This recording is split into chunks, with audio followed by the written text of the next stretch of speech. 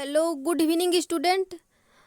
आज हम जो वंशागत के आणविक के आधार के कुछ एमसीक्यू कल कराए थे, तो आज बचे हुए एमसीक्यू कराएंगे। और हमारे चैनल को आप ज़्यादा से ज़्यादा सपोर्ट करिए। तो चलिए, आज का पहला क्वेश्चन क्या है देखते हैं। 10 नंबर तक करा चुके थे, आज 11वें से हम स्टार्ट करेंगे। तो ये क्या है, 11वां नंबर क्या है। अनुलेखन के दौरान आरएनए पॉलीमरेज होलो एंजाइम एक जीन वर्धक से बंध जाता है तथा काठीनुमा संरचना बनाता है। इसका डीएनए बंधन अनुक्रम क्या है।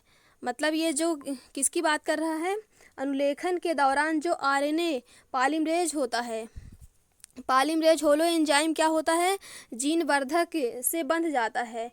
तो वो काठीनुमा संरचना की जो क्या होती है, डीएनए अनुक्रम में जो बंधन होता है, तो वो क्या होता है। तो पहला नंबर क्या है, टी टी ए ए, और बी नंबर क्या है, ए टी टी, और सी नंबर क्या है, सी ए सी सी, और डी नंबर क्या है, टी ए। तो इसका डीएनए अनुक्रम में क्या बनेगा, सीक्वेंस डी नंबर इसका सही होगा।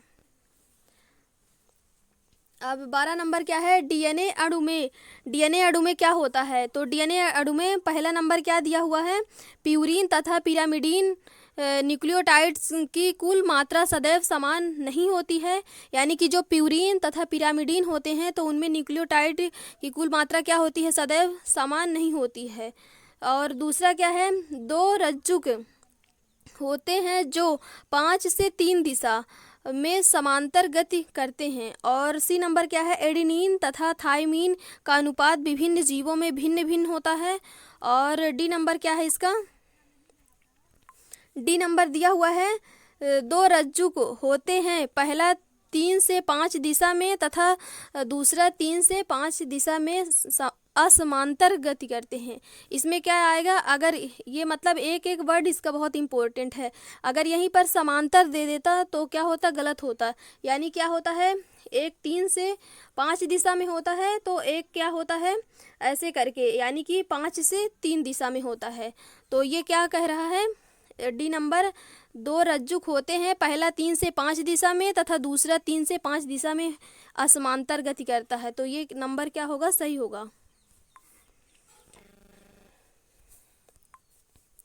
फिर क्या है, लैक ओपेरान की उत्परिवर्तित जेड जीन युक्त ई कोलाई कोशिकाएं उस माध्यम पर नहीं उग पाती जिसमें केवल लैक्टोज का ऊर्जा स्रोत के रूप में ग्लूकोज की उपस्थिति में ई कोलाई कोशिकाएं लैक्टोज का उपयोग नहीं करती। और बी नंबर क्या है, ये लैक्टोज का माध्यम से कोशिका तक परिवहन नहीं कर सकती।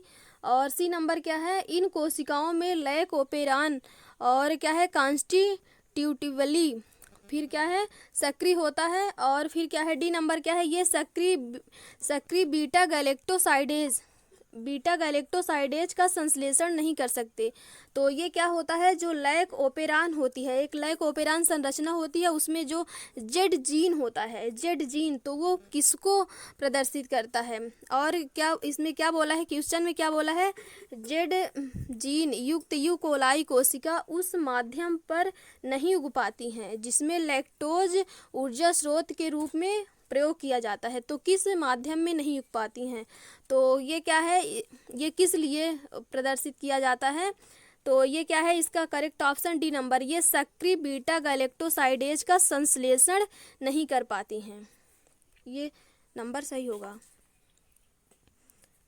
फिर क्या है, निम्न में से कौन डीएनए संश्लेषण हेतु आरएनए का टेम्पलेट के रूप में प्रयोग करता है। तो क्या करता है, कौन सा डीएनए संश्लेषण के रूप में आरएनए टेम्पलेट के रूप में उपयोग होता है। तो पहला क्या है, रिवर्स ट्रांसक्रिप्टेज, और बी नंबर क्या है, डीएनए डिपेंडेंट आरएनए पॉलीमरेज, और सी नंबर क्या है, डीएनए पॉलीमरेज, और सी डी नंबर क्या है, आरएनए पॉलीमरेज। तो इसका करेक्ट ऑप्शन कौन सा होगा, इसका होगा रिवर्स ट्रांसक्रिप्टेज एंजाइम क्या होता है, मतलब कि उपयोग होता है किसमें, डीएनए संश्लेषण हेतु। जब डीएनए का संश्लेषण होता है तो यानी कि रिप्लिकेशन होता है, तब क्या होता है, डीएनए के टेम्पलेट के रूप में, डीएनए का एक टेम्पलेट होता है, तो उसमें रिवर्स ट्रांसक्रिप्टेज एंजाइम उपयोग होता है। फिर क्या है 16 नंबर, कौन सा एंजाइम पॉलीन्यूक्लियोटाइड श्रृंखला में अंत फास्फोडाइएस्टर बंधों का जल अपघटन करता है? तो कौन सा करता है? ए नंबर है लाइपेज, बी नंबर है एक्सोन्यूक्लिएज, और सी नंबर है एंडोन्यूक्लिएज, और डी नंबर क्या है प्रोटीएज। तो इसका करेक्ट ऑप्शन कौन सा होगा? एंडोन्यूक्लिएज क्या करेगा? जल अपघटन करेगा। किसका? बंधों का। फिर क्या है 17 नंबर, प्रोटीन संश्लेषण में अमीनो अम्ल अनुक्रम किसके अनुक्रम द्वारा निश्चित होता है? यानी कि जो प्रोटीन संश्लेषण है तो उसके अमीनो अम्ल के अनुक्रम तो किस अनुक्रम द्वारा निश्चित होता है? तो पहला क्या है tRNA, और क्या है mRNA, और सी नंबर क्या RNA होगा। फिर क्या है एक जीन एक एंजाइम अभिकल्पना किसने प्रस्तुत की थी? तो एक एंजाइम मतलब कि एक जीन और एक एंजाइम अभिकल्पना किसने प्रस्तुत की थी? तो ये अभी हम कल ही मेन हेडिंग में पढ़ाए थे, यहाँ पास दिया हुआ है। एक जीन एक एंजाइम परिकल्पना किसने दिया था? ये बीडल एवं टाटम ने क्या किए थे? एक जीन एक बिकर यानी एंजाइम होती है, तो ये क्या किए थे? और इसमें सन भी दिया हुआ है 1948 में, और किस में कराए थे? ब्रेड मोल्ड पर, यानी पिंक ब्रेड मोल्ड पर। यहाँ पर इसका कलर भी पिंक ब्रेड मोल्ड पर कराए थे। तो क्या है इसका क्वेश्चन? ये एक जीन एक एंजाइम अभिकल्पना किसने दी थी? तो इसमें क्या होगा? बीडल एवं टाटम ने दिए थे। फिर क्या है 19 नंबर, बी स्वरूपी डीएनए कुंडलिनी का एक घुमाव लगभग कितना होता है? यानी कि जो डीएनए होता है तो उसका जो एक पिच होता है तो वो कितने का होता है, कितने क्षार उसमें होते हैं? और मतलब कि पहला नंबर क्या है 20 mn, और mn नहीं होता है, नैनोमीटर होता है। और फिर क्या है बी नंबर क्या है 0.34 नैनोमीटर, और क्या है सी नंबर क्या है 3.4 नैनोमीटर, और क्या है डी नंबर है 2 नैनोमीटर। तो इसका क्या होगा? एक घुमाव, यानी कि जो मतलब कि जो डीएनए होता है तो ये एक घुमाव, यानी कि एक जो घुमाव होता है तो क्या होता है? ये होता है 3.4 नैनोमीटर। यानी कि ये खुद एनसीईआरटी की लाइन में पूरा दिया हुआ है। जो एनसीईआरटी पढ़े होंगे तो उनको तो रिवीजन के लिए बहुत अच्छा तरीका है, मतलब एमसीक्यू करेंगे तो उनका मतलब जो एनसीईआरटी की लाइन है तो वो ज़्यादा मतलब अच्छे तरीके से कंप्लीट होती जाएगी। फिर क्या है डीएनए अणु के प्रति समांतर रज्जुकों का अर्थ है कि पहला क्या है एक रज्जुक वामावर्त घूमता है, और फिर क्या है वामावर्त, और फिर क्या है दूसरा क्या है 2 डीएनए रज्जुकों के सिरों पर साझा फॉस्फेट समूह होता है, और सी नंबर क्या है 2 डीएनए रज्जुकों के आरंभ पर 2 फॉस्फेट समूह विपरीत स्थितियों ध्रुवों पर होते हैं, और डी नंबर क्या है एक रज्जुक दक्षिणावर्त घूमता है। तो इसका करेक्ट ऑप्शन कौन सा होगा? इसका होगा सी नंबर, यानी कि 2 डीएनए रज्जुक के आरंभ पर 2 फॉस्फेट समूह विपरीत स्थितियों पर होते हैं।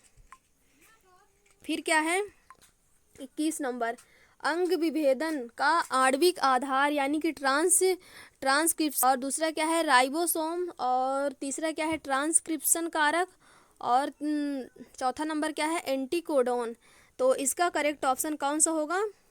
सी नंबर, यानी कि ट्रांसक्रिप्शन कारक होगा। डीएनए अणु का लंबाई केंद्रक का मापों से कहीं ज्यादा होती है, वहाँ यह डीएनए किस प्रकार समाया होता है? यानी क्या बोल रहा है? सुकेंद्रकी, यानी किसकी बात कर रहा है? यूकैरियोटिक की बात कर रहा है। सुकेंद्रकी यानी कि जिसमें केंद्रक सुव्यवस्थित होता है।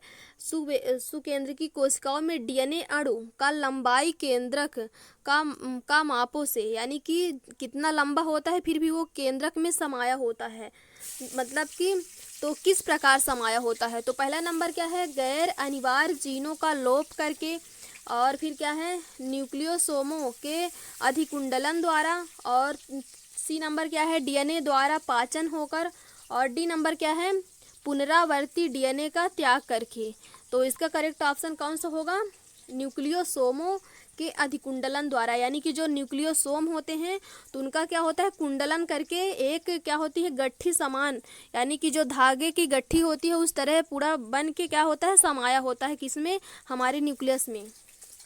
तो आज की क्लास हम यहीं पर समाप्त कर रहे हैं, और ऐसे ही एमसीक्यू देखने के लिए हमारे चैनल को सपोर्ट करिए, और लास्ट तक वीडियो को देखने के लिए थैंक यू।